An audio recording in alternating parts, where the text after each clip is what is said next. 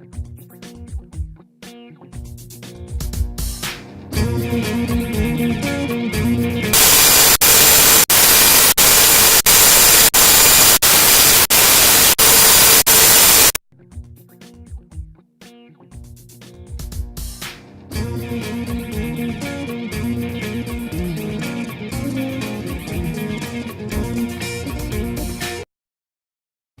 Samantha Meyer from McClure North High School, and I recently had the privilege to interview Greg Marinac for the NASA Future Forum at the St. Louis Science Center.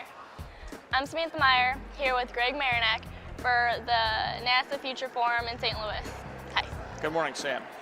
Could you tell us a little bit about your career? My career has been kind of unusual. My graduate training was as a trial lawyer, and I practiced years in Chicago. But during that time, I was very much influenced by the work of Professor Gerard O'Neill of Princeton University. And what O'Neill was trying to do was to use the resources of space that surround the Earth to solve some of the Earth's most pressing problems. And I realized after a while that my job as a lawyer was to figure out who gets what slice. And what people like O'Neill were doing was trying to make enormous amounts of new pie for the whole world. And that was a lot more soul satisfying. So I completely changed careers. And my wife says the reason I did that was somebody said to me, you could earn as much as some poets in the space business. So it was kind of a big transition. And I moved from the area that I'd grown up and worked my whole life to the east. And then after doing that, I moved to St. Louis to run the Expo, which was a prize, which was won in 2004 for the first private company to build the kind of spaceships that could take regular folks like us into space. And after doing that, I agreed to join the St. Louis Science Center to become the head of the planetarium here in town. Was there anybody that inspired you? Which was putting together. A lot of people inspired me. A big one was Professor Gerard O'Neill of Princeton, whose work on using the resources in the ocean of space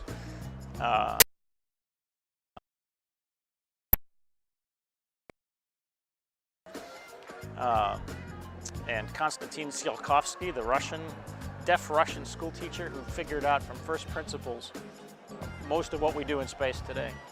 So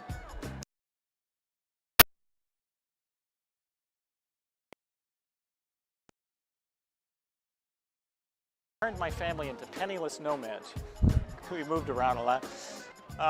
Actually, I think it's good for kids to see their parents do fun things, and my kids have traveled around the world. We've taught in something called the International Space University. So my daughters grew up thinking it was real normal to live in a different country every summer. I think that's a great way for kids to grow up. How does the work that you do affect everyday life? Well, the work that I do now affects, I think, what everyday life will be like maybe 20 years from now. I think 20 years from now, we'll get a lot of the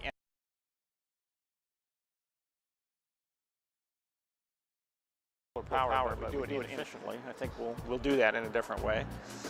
I think by the time you're my age, there'll be a significant number of people actually living and working in space.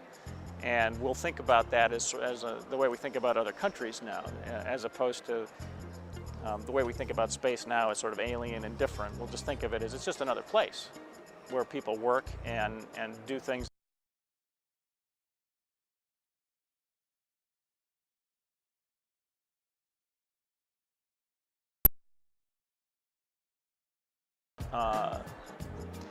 The unbelievable revolution in the price of electronics, especially memory.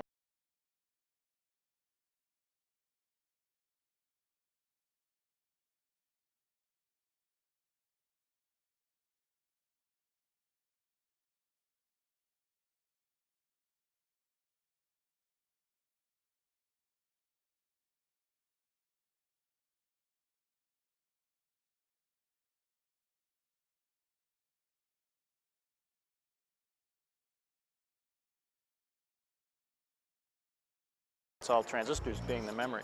Huge change. So that's the electronics or microcomputer revolution that happened. We're trying to make a similar revolution in the price of spaceflight to bring it down maybe tens of thousands of times, which is doable if lots of people want to do that. So that's what the X Prize was about. I'm Samantha Meyer here with Greg Marinak for NASA Future Forum. Thank you very much for being here.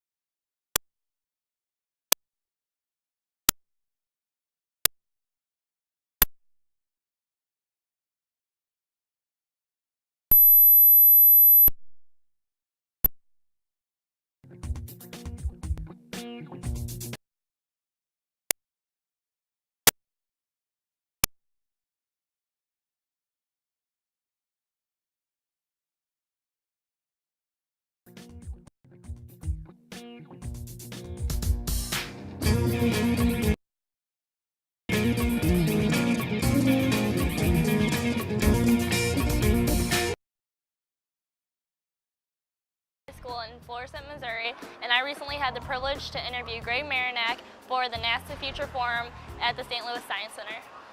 I'm Samantha Meyer here with Greg Marinak for the NASA Future Forum in St. Louis. Hi. Good morning, Sam. Could you tell us a little bit about your career?